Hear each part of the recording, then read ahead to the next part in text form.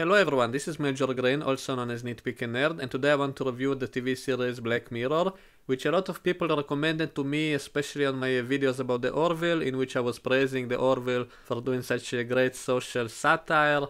And so I did check out the Black Mirror, and it seems to be, it kind of reminds me of the old show Twilight Zone, which was also an anthology series, meaning each episode is its own story with new characters each time, so you never know what you're going to get in each episode. So Twilight Zone was a great TV show. It had a lot of science fiction ideas, and there were a bunch of crappy episodes as well, but there were some great ones, and I never watched all of it, but I saw some great episodes. So Black Mirror seems to be the same kind of show, so I did check it out. Now the first episode I absolutely hated. I didn't like it at all, and I couldn't figure out if it was trying to be serious or if it was trying to be funny, because it didn't work either way. You couldn't take the setup seriously, and you also didn't find it funny if you looked at it as a comedy. So I hated the first episode. The second episode was a lot better. It was a more science fiction setting.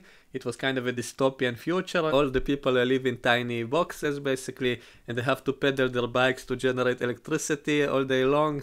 It was a little bit too ridiculous maybe, but if you look at it as a social satire, then that episode works, because it was like a parody of today's actual society, only way exaggerated. So I did like that episode. It wasn't perfect, but overall not bad. However, I wasn't sure if I really want to continue watching the show. The first episode was terrible, as I said, so I didn't just want to go over each episode, so I took a look at the episode guide, and one episode caught my eye, which is called the USS Callister, which is the first episode of season 4, so that caught my eye immediately because it's about a spaceship.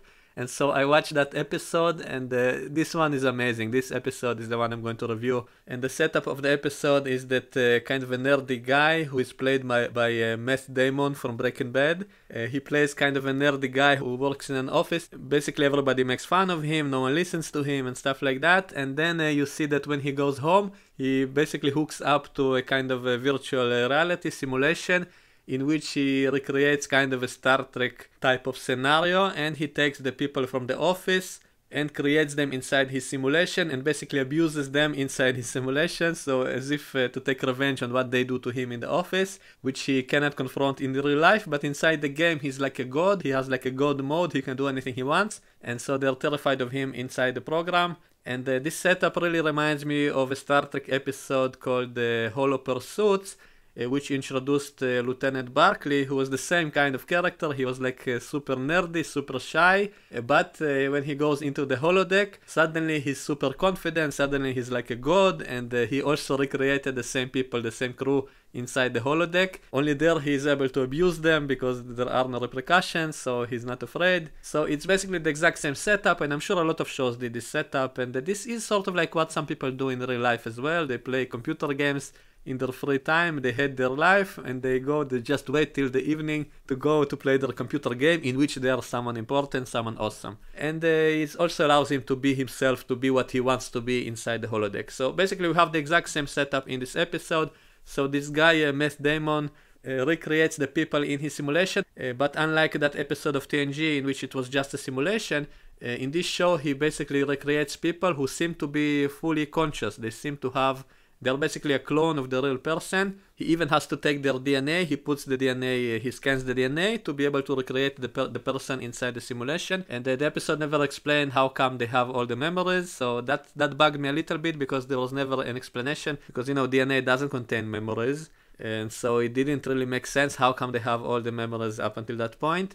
I wish they would have explained that. They could have said that they also hook up to the same game, because basically he works in a company that is developing these games. So they should have explained it by saying that they also hooked up to the game in the company to test it or something, and that's how he copies their consciousness. So they should have explained that. So that bugged me a little bit. The way they show it is basically he just takes their DNA and is able to produce copies of them inside the game, and they are fully conscious. They think they are the real people. And so when he abuses them, it's definitely morally wrong, because maybe he doesn't realize it, that they are actually fully conscious, and he terrorizes them. He forces them to do what he wants, not by programming them, but actually terrifying them, actually punishing them inside the simulation, because he has god powers. He can torture them and stuff, and also a very sadistic kind of quality that he has. So this is where the horror element comes in. So this is not just a comedy, it's more of a horror show, and so there are all kinds of creepy things that he's doing, and he's kind of sadistic. I guess that's why they picked Matt Damon to play him.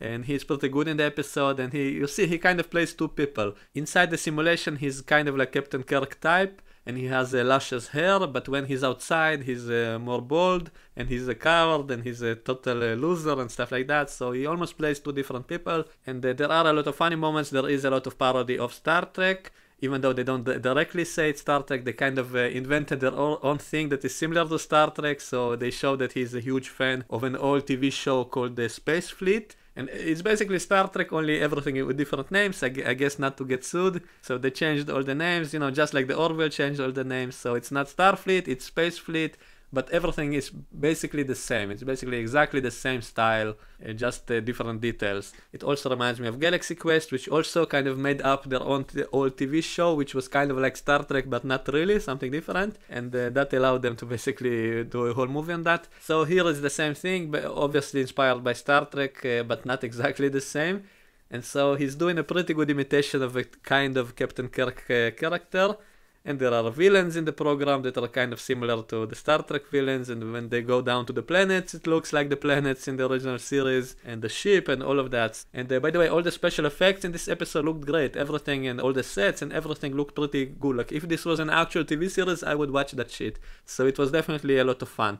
And now the problem in this episode, I think, is that even though there are a lot of funny moments, and as a Star Trek fan, I enjoyed a lot of the in-jokes, however, it kind of felt to me like they're not really making fun with Star Trek, they're kind of making fun at Star Trek. So that bugged me a little bit. Also, they seem to be kind of making fun of the stereotypical nerd that loves Star Trek. Like this guy, Matt Damon, they show that he has collections and he has toys of the show and stuff like that. And it also shows him to be such a creepy guy. And also, when they show the stuff from the show itself, it often felt like they are poking fun at the show, not with the show. So unlike shows like Galaxy Quest, which did poke a lot of fun, but they did it kind of lovingly, in a loving way. But here in the Callister, it feels like they are directly poking fun at stuff in Star Trek. So they show stuff like, I guess because in Star Trek they never go to the toilet, and so they show that they don't actually have genitals, they have nothing below their underwear, because no one ever has sex on that show, they only kiss, and so that one was kind of funny, but there was a lot of stuff like that kind of felt like they are poking fun, they are mocking the show, they're not just making fun with it, they're directly mocking the show. The way the characters roll their eyes and they directly say, wow, how stupid this is, why this is so stupid. And so, if they added some moment in which these characters say that there are some good things in this scenario, maybe that would have improved it. But overall, I did enjoy it. Overall, I love this episode. And so I did enjoy it as a spoof of Star Trek. Definitely, all the parts in the office were a little bit boring at times, and I didn't really have any proper conclusion. Like, the only conclusion was inside that simulation, but we don't know what happened to him in the real life. And so it felt a little bit open-ended, but I guess all the episodes end like that. Like, they all kind of leave you hanging, they all kind of are open-ended, that you have to guess what happened next. So it's the same kind of ending in this episode, so you don't get all the answers in the end. A lot of it is left to your imagination. So to summarize, so this was a great spoof of Star Trek. I definitely recommend this episode to any fans of Star Trek. But be warned that some of it is a little bit creepy, because this is kind of a horror show, so a lot of scenes are kind of disturbing, so maybe it's not suited for small children, just so you know.